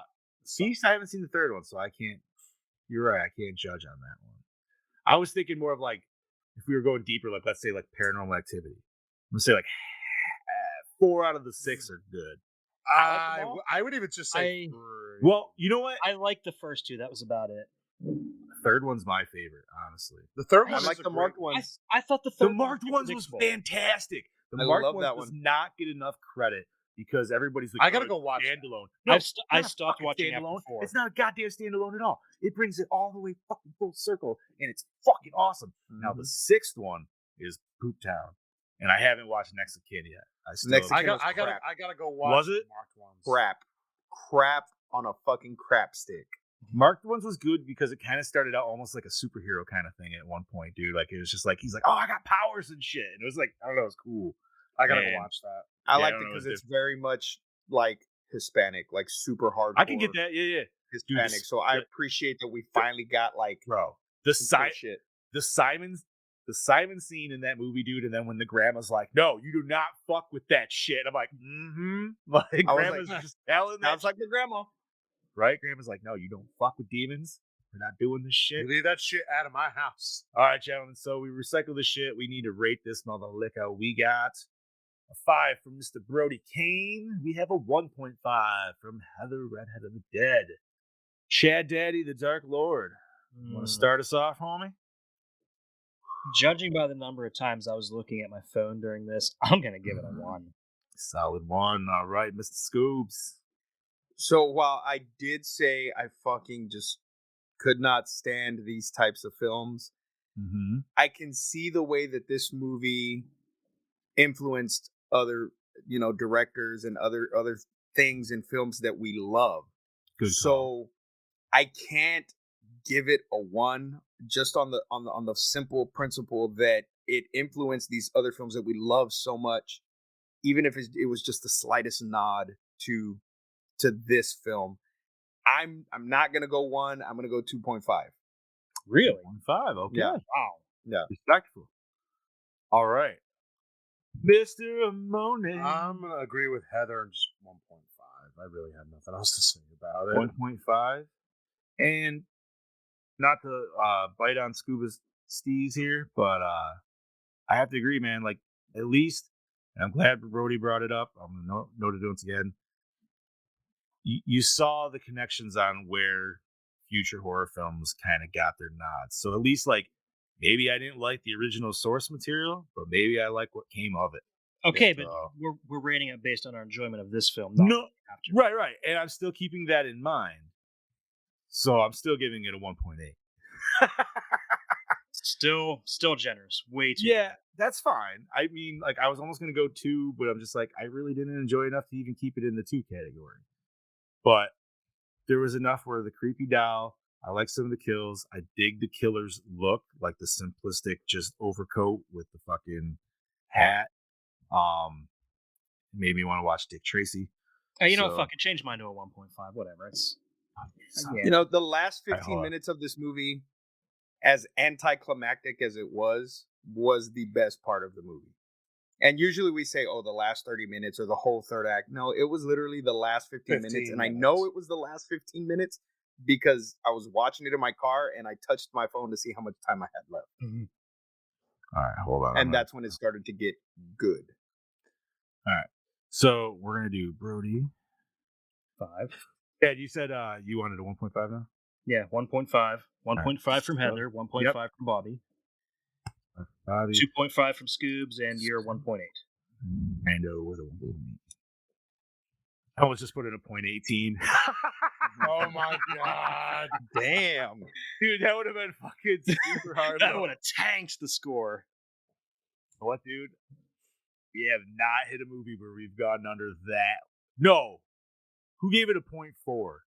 We gave it a 0.4 or 0.5 one time. I don't remember what movie it was. Must have been Amityville. Amityville 3 is our worst. It might have been, dude. Yeah. All right, so, and the only reason it's got this high is because our beloved Saucy Aussie gave it such a fucking solid knock out of the park. What's the damage? Deep Reds 1975 gets a Gore N More score of 2.3. I think us collectively from all of us, that's yeah. Okay. I'm just gonna say, in the world of people who love it, this would be atrocious to them. Yeah, right. We would be scalded like the lady in the movie. Fucking A, dude. All right, so Chad Daddy, what the fuck are we covering next week? Next week we are gonna throw in a little bit of cheese, and we're gonna watch The House on Sorority Row. Yeah. And where can we find that? Do we know? If not, on demand, actually. Shut up, Bobby. House on Soror, blah blah blah blah blah blah. I actually Tubi. Yes. Tubi, Prime. Amazon, Primes. Yeah, baby. All right, good deal. And maybe even on Shudder. Let's see. It's on the Roku channel. If you guys have the Roku channel, it's free. I do. Yeah, we do. I actually wrote a review about this movie for Project Louder about 3 years ago. Oh, nice. You know what the best part is? I've never actually seen I've never seen it either. Same. Nice. But the girl that off Carrie's next week, aren't we? Yeah. Hell yeah. Well, Bobby's not. Sorry. Not me. I have my cherry popped. Yeah, so it is not on Shudder. Damn. All right. That's not enough of them, so that's fine. I love Tubi's like the underrated Shudder. I'd rather watch it on Prime though, because I don't have to worry about ads. Yeah. Unless it's one of those just free with ads on Prime. Oh, that it could be. Sometimes you get thrown with that shit. So we shall see. Hopefully, it's actually just included in Prime. I agree, though, Chad Daddy. I love Tubi, but at the same time, you're like, fuck you, commercials. Mm-hmm. Well, it's got a 5.9 out of 10 rating on IMDb, so we shall see. Oh, so we'll probably give it. Yeah, so we'll probably be up there. We'll like it, I'm sure. Probably be up there, yeah. All right, gentlemen, I have nothing nerdy to talk about, but we're at an hour and 40, so I'll let you guys. I got nothing. We'll say it's minor stuff. We'll save big stuff for next week. Cool. All right, gentlemen, let's wrap this shit show up. Chad Daddy, you want to start us off, bud? Yeah, this is your Dark Lord of Knowledge, your jobless Chad Daddy saying, I'll see you next week, bitches. How am I supposed to follow that? God damn it. Come on. This is your host with the ghost, Scuba Cabra, saying, I'll see you next. I'll actually see you this Friday. Fucked up his own name, dude. I know. God damn it, Chad. I'll see you this Friday on fucking Somewhat Supernatural. Bobby's just stupefied. This is your stupefied killing machine, Bobby Monson. We'll see you next week. This is your not so mean fluff master supreme, Big Johnny D saying adios, Gorehounds, and to remember, stay fresh, cheese bags.